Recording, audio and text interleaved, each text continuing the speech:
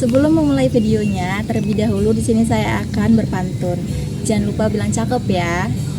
Hari Minggu saatnya memancing ikan. Jangan lupa membawa umpan. Kepada hadirin sekalian, Assalamualaikum saya ucapkan. Assalamualaikum warahmatullahi wabarakatuh. Yang saya hormati dosen pengampu mata kuliah Bahasa Indonesia yaitu Bapak Dr. Usyono MA serta teman-teman sekalian yang saya sayangi. Puji syukur kita panjatkan kehadiran Allah Subhanahu wa Ta'ala, yang dimana kita masih diberi nikmat kesehatan sehingga kita masih dapat berjumpa pada kesempatan kali ini. Sebelumnya saya mengucapkan terima kasih kepada Bapak Dr. Usyono MA selaku dosen pengampu mata kuliah Bahasa Indonesia yang telah memberikan kesempatan kepada saya untuk menjelaskan materi tentang kata. Sebelumnya perkenalkan, nama saya Nurul Khairia dengan NIM 0801242152. Saya dari kelas IKM 5. Tanpa berlama-lama lagi, di sini saya akan menjelaskan materi tentang kata. Nah, ada yang tahu nggak sih kata itu apa? Nah, kata itu adalah satuan terkecil dalam bahasa yang memiliki makna. Nah, kata ini dapat dibentuk oleh kombinasi huruf atau campuran huruf yang membentuk sebuah kesatuan arti tertentu. Kata ini dapat berdiri sendiri atau menjadi bagian dari frasa, klausa, atau dapat menjadi kalimat yang lebih kompleks.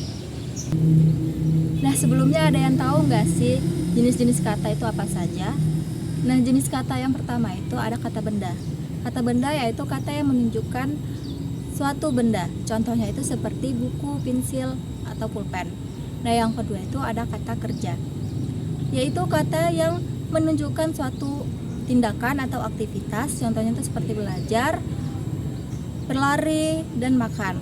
Nah, yang ketiga itu ada kata sifat, yaitu kata yang memberikan sifat atau keadaan pada kata benda. Contohnya itu seperti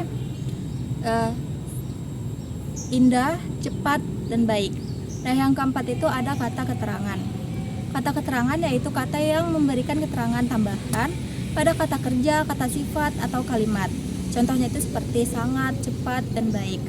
Nah, yang kelima itu ada kata ganti. Kata ganti yaitu kata yang digunakan untuk menggantikan suatu kata benda. Contohnya itu seperti saya, kamu, atau mereka.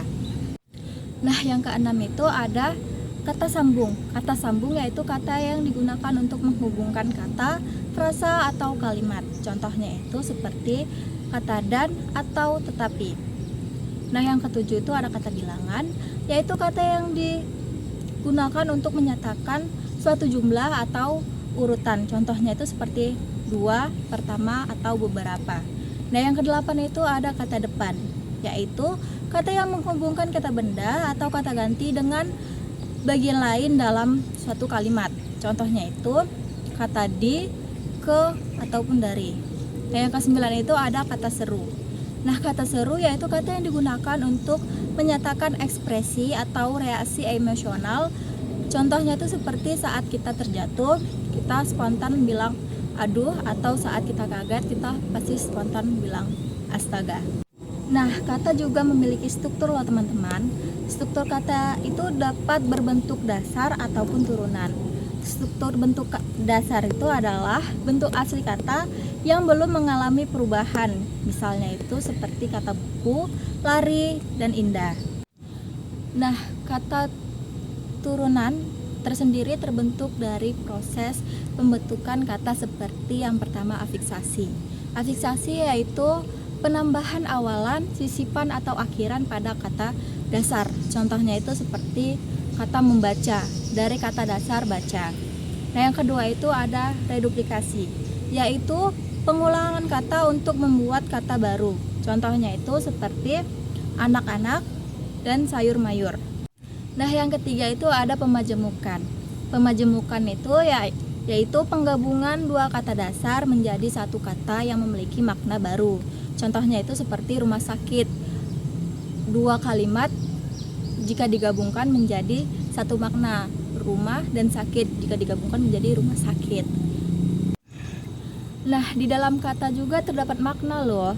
Makna kata itu terbagi menjadi dua, yaitu yang pertama makna denotatif. Makna denotatif yaitu makna kata yang sebelumnya atau literal dari suatu kata Misalnya kata rumah yang berarti tempat tinggal. Nah, yang kedua itu ada makna konotatif. Makna konotatif yaitu makna kata tambahan atau asosiasi kiasan dari kata.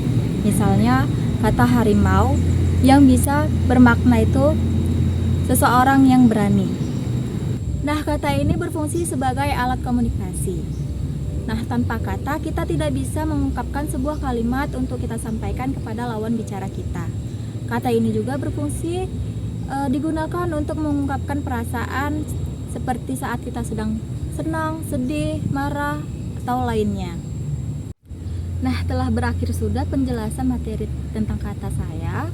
Apabila ada pengucapan atau salah bicara saya dalam penyampaian materi yang saya berikan, saya mohon maaf. Terima kasih pada teman-teman yang sudah berpartisipasi untuk mendengarkan penjelasan materi yang saya berikan. Sebelum video ini saya tutup, saya ingin berpantun terlebih dahulu. Jangan lupa bilang cakep lagi ya. Air tajin obat saraf agar tidur terasa nyenyak. Mohon izin dan juga mohon maaf, saya presentasi tak banyak-banyak.